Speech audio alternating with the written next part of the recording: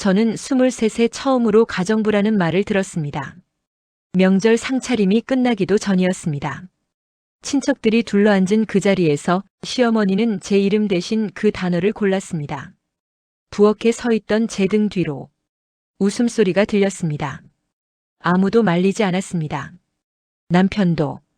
그날 이후 저는 이름이 없었습니다. 야, 거기 부엌. 그게 전부였습니다. 그렇게 3년이 흘렀습니다. 그런데 지금 그 시어머니가 제 사무실 바닥에 무릎을 꿇고 있습니다. 한때 저를 종처럼 부리던 그 손이 제 앞에서 떨리고 있었습니다. 한 번만 도와줘. 저는 그 말을 들으며 아무것도 느끼지 않았습니다. 분노도 눈물도. 그건 아마도 제가 오래전부터 이미 그 집을 떠났기 때문이었을 겁니다. 사람들은 묻습니다. 어떻게 그 상황에서 그런 선택을 할 수 있었냐고. 하지만 저는 한 번도 대단한 결심을 한 적이 없었습니다. 그저 부엌에서 아무도 보지 않는 시간에 휴대폰 하나를 조용히 세웠을 뿐입니다. 그게 전부였습니다. 지금부터 들려드릴 이야기는 복수의 이야기가 아닙니다. 한 사람이 자기 이름을 되찾아가는 이야기입니다. 끝까지 들어주십시오. 저는 어릴 때부터 없는 집 아이였습니다. 그게 부끄럽다는 걸 안 건 초등학교 2학년 때였습니다. 짝꿍이 새 실내화를 신고 온 날이었습니다. 하얗고 깨끗한 그 신발을 보면서 저는 제 발 아래를 내려다봤습니다. 뒤꿈치가 조금 다른 언니가 신던 것이었습니다. 그날 집에 돌아와 아무 말도 하지 않았습니다. 말해봐야 달라지는 것이 없다는 걸 그 나이에 이미 알고 있었습니다. 새 옷은 설날에 한 벌이 전부였습니다. 그마저도 언니가 입다 작아진 걸 어머니가 밑단을 내리고 소매를 줄여 건네줬습니다. 이상하게도 그 옷을 입을 때 서러움보다 감사함이 먼저 왔습니다. 우리 집 형편에서 그것도 쉬운 일이 아니라는 걸 알았으니까요. 중학교 2학년 겨울 방학이 시작되던 날이었습니다. 아버지가 마루에 앉아 담배를 피우다 조용히 말했습니다. 공부가 밥 먹여주냐? 짧은 말이었습니다. 설명도 없었고 이유도 없었습니다. 그 한마디가 제 교과서를 장롱 위로 올려보냈습니다. 어머니는 부엌에서 아무 말이 없었습니다. 저도 아무 말을 하지 않았습니다. 그 집에서 말은 언제나 아버지의 것이었습니다. 다음 날부터 저는 시장으로 나갔습니다. 새벽 5시면 어머니를 따라 좌판을 폈습니다. 손이 텄고 발이 부었습니다. 겨울 시장 바닥은 콘크리트가 그대로 올라오는 것처럼 시렸습니다. 그래도 멈추지 않았습니다. 멈추면 그냥 거기서 끝날 것 같았습니다. 그 무렵부터였습니다. 공책 대신 영수증 뒷면에 뭔가를 적기 시작한 것이 배우고 싶은 것들, 언젠가 해보고 싶은 것들. 아무도 보지 않는 곳에 혼자 써두었습니다. 철없는 다짐이라는 걸 알면서도 버리지 못했습니다. 그게 당시 제가 가진 전부였으니까요. 20이 되자 어머니마저 병이 났습니다. 좌판을 혼자 이어받았습니다. 이제 공부는 선택지에서도 사라졌습니다. 꿈이라는 단어도 점점 입에서 떨어지지 않게 됐습니다. 그렇게 살다 보면 언젠가 익숙해질 거라고 생각했습니다. 가난도 멈춰버린 시간도. 하지만 익숙해지는 것과 포기하는 것은 달랐습니다. 저는 포기하지 않았습니다. 다만 기다렸습니다. 그 기다림이 어디로 향할지 그때는 알지 못했습니다. 그리고 그 기다림 끝에서 만난 사람이 저를 전혀 다른 시련 앞에 세워두게 될 줄은 더더욱 몰랐습니다. 22살 가을이었습니다. 월세 석 달치가 밀려 있었습니다. 집주인은 더 이상 기다리지 않겠다고 했고 어머니는 병원비가 쌓여 있었습니다. 그날 저는 시장 좌판을 접고 돌아오는 길에 길 한복판에서 그냥 주저앉았습니다. 사람들이 옆을 지나쳐도 일어나지 않았습니다. 울음이 나왔습니다. 소리도 없이 그냥 눈물만 흘렀습니다. 그때 누군가 옆에 쭈그려 앉았습니다. 말이 없었습니다. 그저 휴지 한 장을 내밀었습니다. 그게 남편이었습니다. 그는 이상한 사람이었습니다. 처음 만난 자리에서 학교를 묻지 않았습니다. 집안을 따지지도 않았습니다.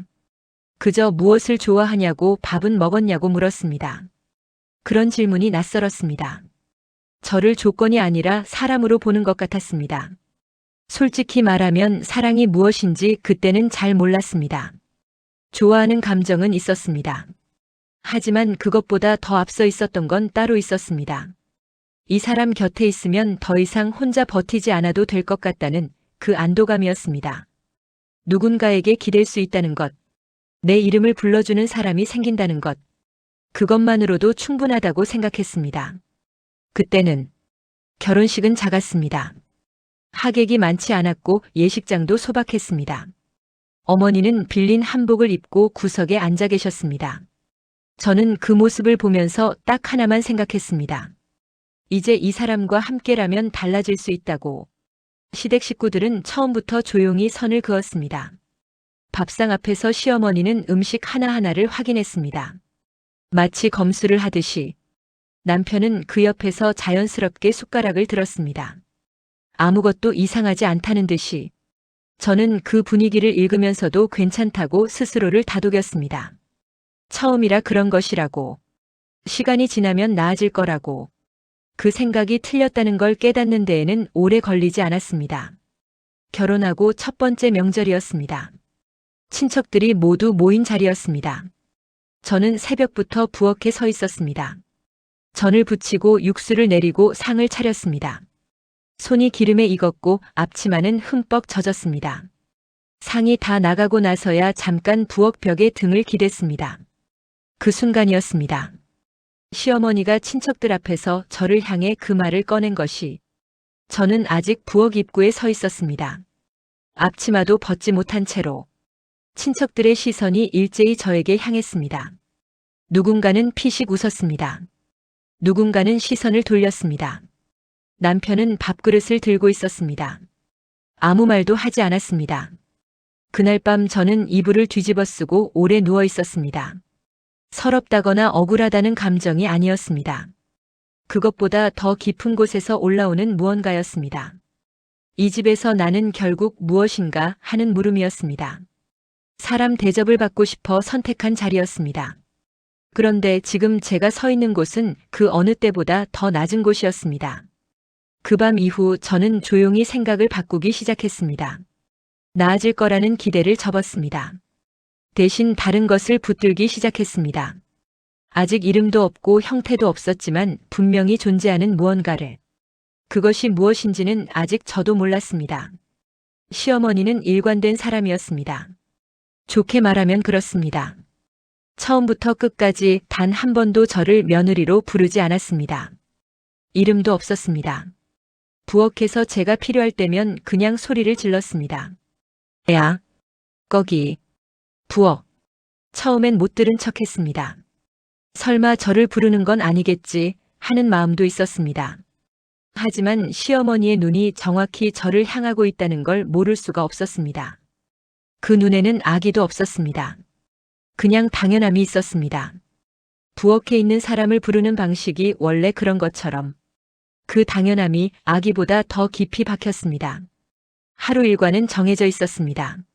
아침 6시면 일어나 아침상을 차렸습니다. 시아버지 목, 시어머니 목, 남편 목. 상을 차리고 나면 저는 부엌에서 먹었습니다. 따로 앉는 게 자연스러운 것처럼 굳어졌습니다. 누가 시킨 것도 아니었습니다. 어느 순간 그게 이 집의 질서가 되어 있었습니다. 점심에는 시어머니 친구들이 오는 날이 많았습니다. 그럴 때면 저는 오전 내내 음식을 준비했습니다. 상이 나가면 손님들이 칭찬을 했습니다. 음식 솜씨가 좋다고 며느리 잘 뒀다고. 시어머니는 그 말에 웃으며 대답했습니다. 그러게요, 부엌은 잘해요. 이름 대신 부엌이었습니다. 그게 저였습니다. 남편에게 말을 꺼낸 적이 있었습니다. 딱 한 번이었습니다. 조심스럽게 최대한 감정을 걷어내고 말했습니다. 어머니가 사람들 앞에서 저를 그렇게 부르는 게 힘들다고. 이름으로 불러달라고 부탁드릴 수 있겠냐고. 남편은 잠깐 저를 봤습니다. 그리고 말했습니다. 엄마가 원래 그래. 그게 전부였습니다. 변명도 없었고 위로도 없었습니다. 설명이라고 하기도 어려웠습니다. 그냥 사실처럼 말했습니다. 원래 그런 사람이니까 그러려니 하라는 뜻이었습니다. 그 말이 시어머니의 말보다 더 오래 남았습니다. 시어머니는 몰라서 그랬을 수도 있었습니다. 하지만 남편은 알고 있었습니다. 알면서 덮었습니다. 그날 이후 저는 남편에게 그런 말을 다시 꺼내지 않았습니다. 몸이 먼저 반응하기 시작했습니다. 명절이 가까워지면 손이 떨렸습니다. 시어머니 전화가 오면 가슴이 먼저 내려앉았습니다. 아침에 눈을 뜨면 오늘 하루를 어떻게 버티나 하는 생각이 제일 먼저 왔습니다. 그것이 일상이 되었습니다. 그러면서도 저는 계속 부엌에 서 있었습니다. 도망칠 곳이 없었습니다. 친정 어머니는 여전히 몸이 불편했고 돈도 없었습니다. 그 집을 나간다 해도 제가 설 수 있는 자리가 어디인지 보이지 않았습니다. 그래서 버텼습니다. 버티는 것 외에 다른 방법을 아직 찾지 못했으니까요. 그러던 어느 날 오후였습니다. 시어머니는 외출 중이었고 남편은 일터에 나가 있었습니다. 부엌에 혼자 남겨진 그 시간, 저는 아무것도 하지 않고 창밖을 한참 바라봤습니다. 조용했습니다. 오랜만에 느껴보는 고요함이었습니다. 그때 문득 손이 움직였습니다. 휴대폰을 꺼내 들었습니다. 특별한 생각이 있었던 건 아니었습니다. 그냥 이 부엌에서 제가 할 수 있는 것이 무엇인지 처음으로 그런 생각을 했습니다. 그 순간이 어디로 이어질지 그때는 전혀 알지 못했습니다. 휴대폰을 세우는데 한참이 걸렸습니다. 각도가 맞지 않았습니다. 냄비 뚜껑을 받침으로 썼다가 행주를 접어 끼웠다가 결국 양념통 2개 사이에 비스듬히 기댔습니다. 화면에 부엌이 담겼습니다. 그리고 그 안에 저도 담겼습니다. 앞치마를 두른 채 머리는 대충 묶은 채로. 처음엔 말이 나오지 않았습니다. 카메라 앞에 서본 적이 없었습니다. 누가 지켜보는 것도 아닌데 손이 어색했고 목소리가 잠겼습니다. 몇 번을 다시 시작했습니다. 그러다 그냥 하기로 했습니다. 잘하려는 게 아니었습니다. 그저 오늘 이 부엌에서 제가 하는 것을 그대로 찍어두고 싶었습니다. 오늘은 멸치 다시마 육수부터 낼게요. 그 말이 첫 문장이었습니다. 영상을 올리고 나서 며칠 동안 확인하지 않았습니다. 두려웠습니다. 조회수가 없을까봐가 아니라 누군가 비웃을까봐. 학교도 제대로 못 나온 사람이 뭘 한다고 그런 댓글이 달릴까봐. 그래서 일부러 열어보지 않았습니다. 닷새가 지나 조심스럽게 들어갔습니다. 조회수 20. 댓글 2.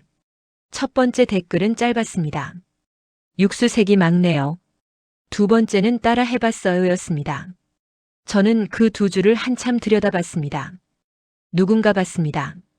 누군가 따라했습니다. 그것만으로 가슴 어딘가가 조용히 움직였습니다. 오랫동안 느껴보지 못한 감각이었습니다. 내가 한 것이 누군가에게 닿았다는 것. 다음 날도 찍었습니다. 시어머니가 외출한 틈이었습니다. 그 다음 날도 찍었습니다. 남편이 늦게 들어오는 날 밤이었습니다.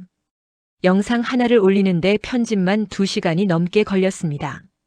처음엔 자막 하나 넣는 법도 몰랐습니다. 유튜브를 검색하고 또 검색했습니다. 자다가 일어나 다시 앉았습니다. 누구에게도 말하지 않았습니다. 남편에게도 어머니에게도. 이걸 한다고 말하는 순간 멈춰야 할 것 같았습니다. 누군가의 반응이 두려운 게 아니었습니다. 아직 이것이 무엇인지 저 자신도 몰랐기 때문이었습니다. 이름 붙이기 전에 먼저 계속해보고 싶었습니다. 3개월이 지났습니다. 구독자가 1000명이 됐습니다. 그날 새벽 숫자를 확인하고 한동안 화면을 끄지 못했습니다. 1000명의 사람들이 제 채널에 들어와 구독 버튼을 눌렀다는 것이 실감이 나지 않았습니다. 저를 가정부라 불렀던 그 집 부엌에서 제가 만든 영상을 1000명이 기다리고 있었습니다. 6개월이 지나자 구독자는 5000명이 됐습니다. 그리고 1년이 조금 넘었을 때 처음으로 광고 수익이 들어왔습니다. 13만 원이었습니다. 그 돈을 통장에 넣던 날을 잊지 못합니다. 큰 돈이 아니었습니다. 시장에서 하루 종일 서 있어도 그보다 더 버는 날이 있었습니다. 하지만 그 13만 원은 달랐습니다. 누가 시켜서 한 일이 아니었습니다. 아무도 알아주지 않아도 매일 찍고 편집하고 올렸습니다. 그렇게 쌓인 시간이 처음으로 숫자가 되어 돌아온 것이었습니다. 저는 그 돈에 손대지 않았습니다. 그냥 두었습니다. 이 씨앗이 어디까지 자랄 수 있는지 두 눈으로 끝까지 보고 싶었습니다. 하지만 그 시간 내내 부엌은 그대로였습니다. 아침상은 여전히 6시에 차려졌고 시어머니의 목소리는 달라지지 않았습니다. 낮에는 그 집 살림을 했고 밤에는 화면 앞에 앉았습니다. 두 개의 시간이 하나의 몸 안에서 돌아가고 있었습니다. 주변은 아무것도 모르고 있었습니다. 그게 오히려 다행이었습니다.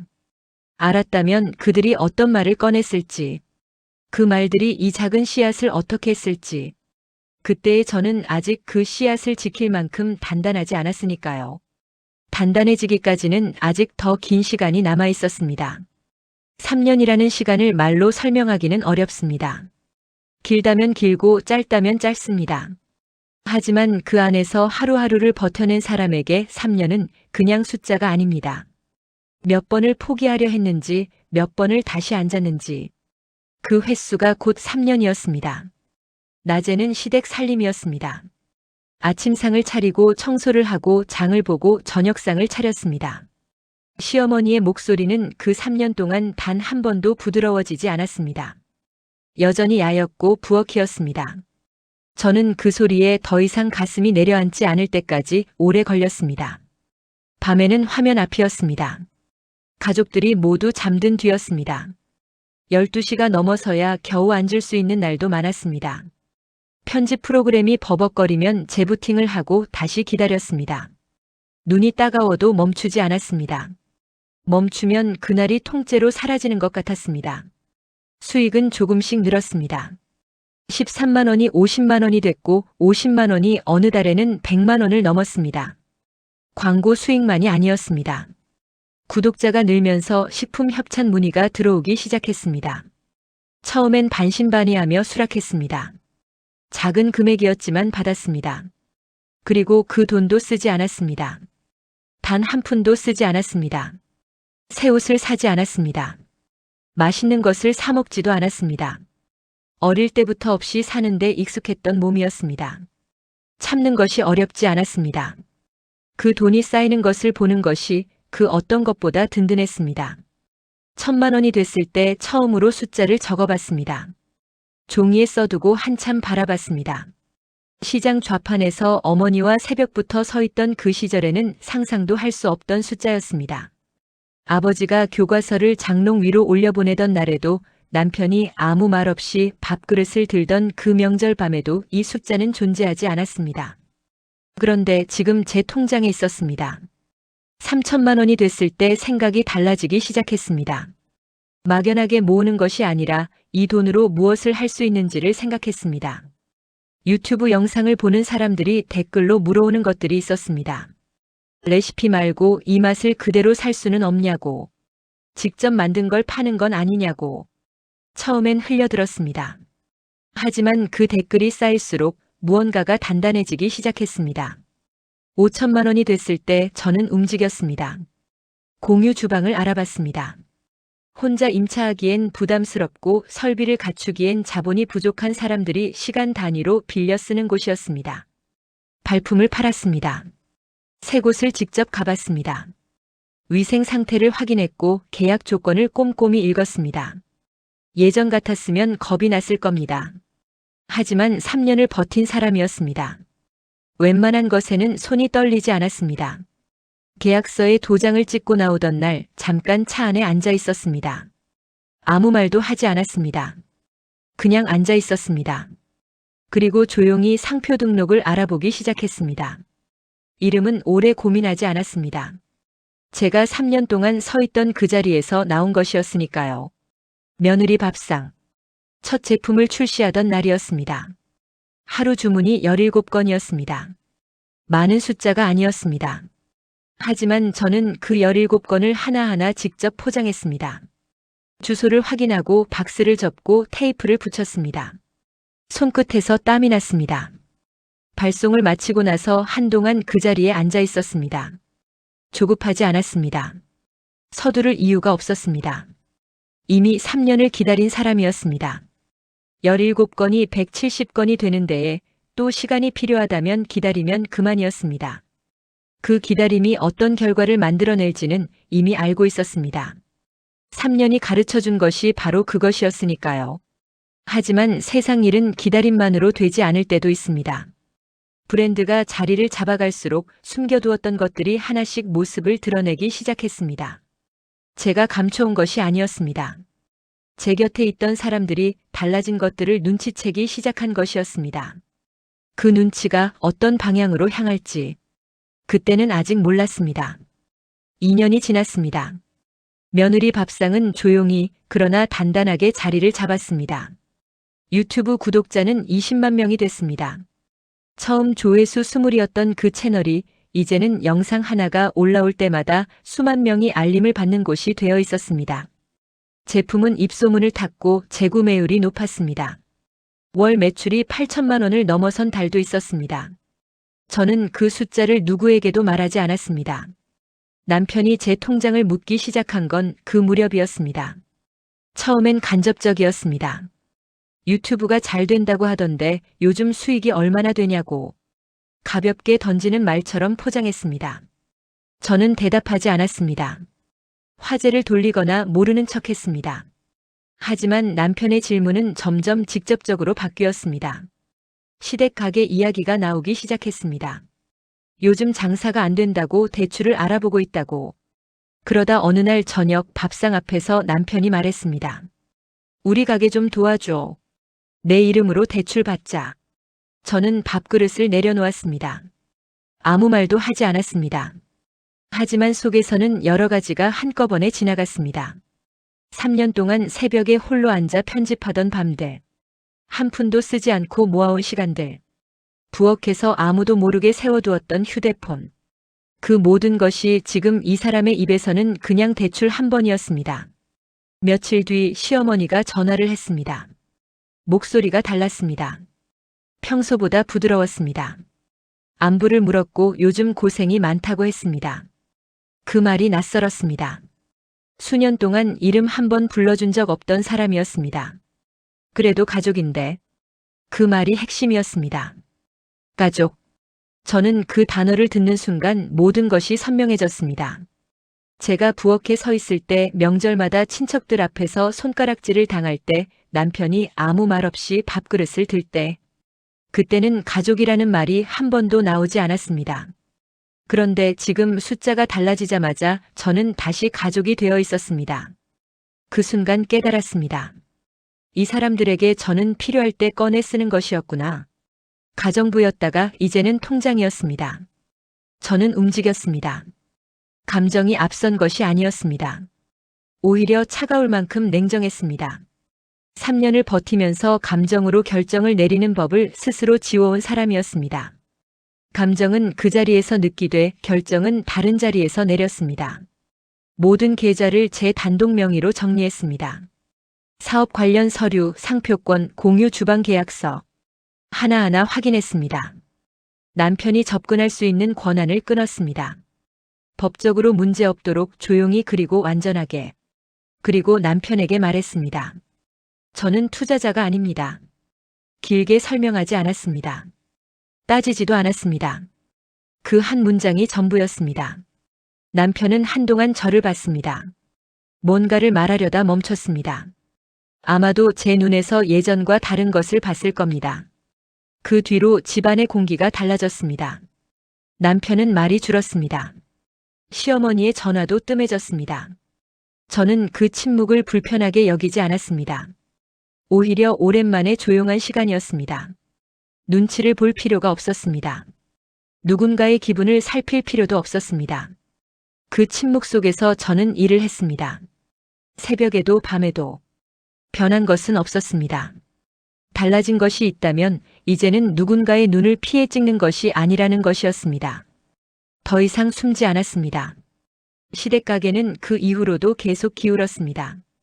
남편은 다른 곳에서 대출을 알아봤지만 여의치 않았던 모양이었습니다. 친척들이 돌아가며 조언을 했고 작은아버지가 잠깐 돈을 보태기도 했습니다. 하지만 기울기 시작한 것은 쉽게 세워지지 않았습니다. 저는 그 이야기를 전해 들으면서 아무런 말도 보태지 않았습니다. 안타깝지 않았냐고 묻는다면 솔직히 말하기 어렵습니다. 사람의 마음이라는 게 그렇게 단순하지 않았습니다. 하지만 분명한 것은 그 가게의 빚이 제 이름으로 넘어오는 일은 없을 것이라는 확신이었습니다. 그 확신 하나로 충분했습니다. 그리고 어느 날 아침이었습니다. 사무실에서 서류를 정리하고 있을 때였습니다. 직원 한 명이 말했습니다. 밖에 어르신 한 분이 찾아오셨다고. 저는 고개를 들었습니다. 유리문 너머로 보이는 사람이 누구인지 바로 알아봤습니다. 그 얼굴을 마지막으로 본 것이 언제였는지 생각했습니다. 수년 동안 야라고 불리던 그 집에서 앞치마를 두른 채 상을 차리던 그 부엌에서, 그 부엌의 입구에 서서 저를 가정부라 불렀던 사람이 지금 제 사무실 앞에 서 있었습니다. 표정이 달랐습니다. 그것만은 확실했습니다. 유리문을 열고 들어오는 시어머니의 걸음이 느렸습니다. 허리가 조금 굽어 있었습니다. 머리카락은 예전보다 휘어졌고 얼굴에는 제가 기억하는 것보다 깊은 주름이 있었습니다. 세월이 지났다는 것을 그 얼굴이 말해주고 있었습니다. 저는 자리에서 일어나지 않았습니다. 그냥 앉아서 바라봤습니다. 직원이 자리를 피했습니다. 사무실이 조용해졌습니다. 시어머니는 제 앞에 섰습니다. 처음엔 말이 없었습니다. 시선이 제 얼굴에 머물다가 책상 위로 다시 제 얼굴로 돌아왔습니다.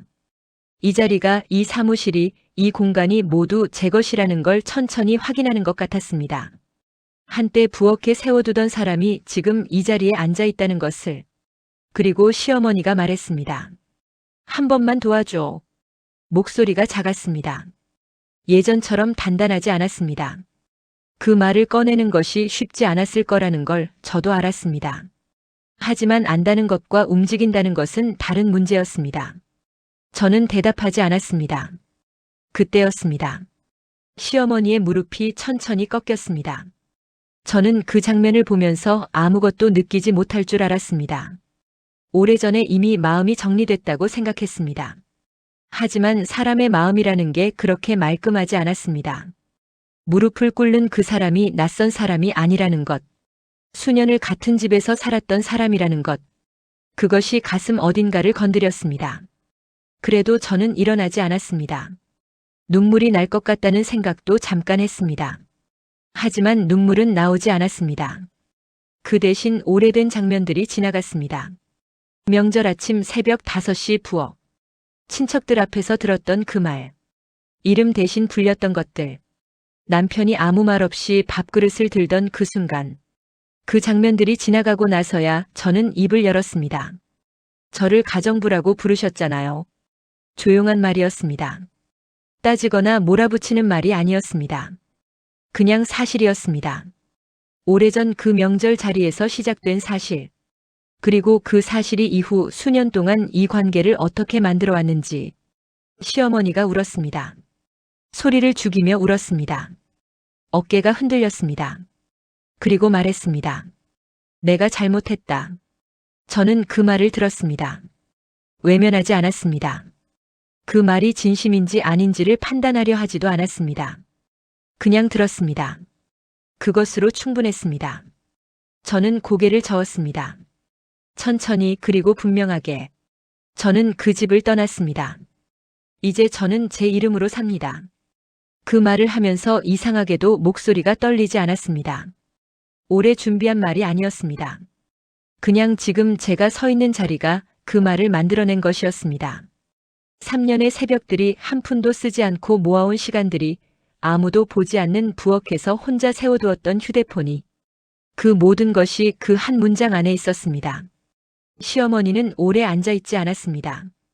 일어나면서 한 번 더 저를 봤습니다. 뭔가를 더 말하려다 멈추었습니다. 그리고 사무실을 나갔습니다. 유리문이 닫혔습니다. 발소리가 멀어졌습니다. 저는 끝까지 도와주지 않았습니다. 차갑기 때문이 아니었습니다.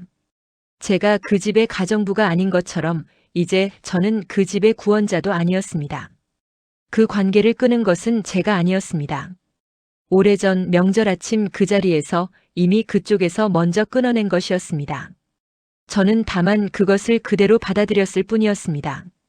그날 이후 달라진 것은 없었습니다. 다음 날도 새벽에 일어났습니다. 사무실에 나갔고 영상을 찍었고 주문을 확인했습니다. 직원들과 회의를 했고 저녁에는 다음 제품 기획을 봤습니다. 어제와 같은 하루였습니다. 하지만 무언가 하나가 달랐습니다. 오래전부터 어딘가에 걸려있던 것이 그날 조용히 내려진 것 같았습니다. 무겁지 않았습니다. 시끄럽지도 않았습니다. 그냥 내려졌습니다. 저는 가끔 그 부엌을 생각합니다. 낡은 행주가 걸려있던 수도꼭지, 기름때가 배어있던 환풍기 아래, 아무도 없는 오후에 혼자 휴대폰을 세워두던 그 자리. 그곳이 시작이었습니다. 아무도 몰랐습니다. 저도 몰랐습니다. 그 부엌이 저를 여기까지 데려올 줄은. 무릎은 그들의 몫이었습니다. 시간은 처음부터 제 편이었습니다. 이 이야기 어떻게 들으셨습니까? 누군가는 그 부엌 앞에서 잠깐 멈추셨을 겁니다. 누군가는 오래전 자신의 어느 날이 떠오르셨을 겁니다. 살다 보면 그런 시절이 있습니다. 아무도 이름을 불러주지 않던 시절. 버텨야 한다는 것 외에는 아무것도 보이지 않던 시절. 하지만 이 이야기가 말하는 건 하나입니다. 그 시절이 끝이 아니었다는 것. 가장 낮은 자리에서 시작된 것이 가장 오래가는 법이라는 것. 오늘 이 이야기가 조금이라도 마음에 닿으셨다면 아래 좋아요 한번 눌러주십시오. 작은 손가락 하나가 이런 이야기가 더 많은 분들께 닿을 수 있도록 큰 힘이 됩니다. 그리고 아직 구독하지 않으신 분들 은빛 인생극장 구독 버튼 눌러주시면 매주 이런 이야기를 가장 먼저 만나보실 수 있습니다. 우리 인생 돌아보면 버틴 날들이 가장 빛나는 날들이었습니다. 다음 이야기에서 또 뵙겠습니다. 은빛 인생극장이었습니다.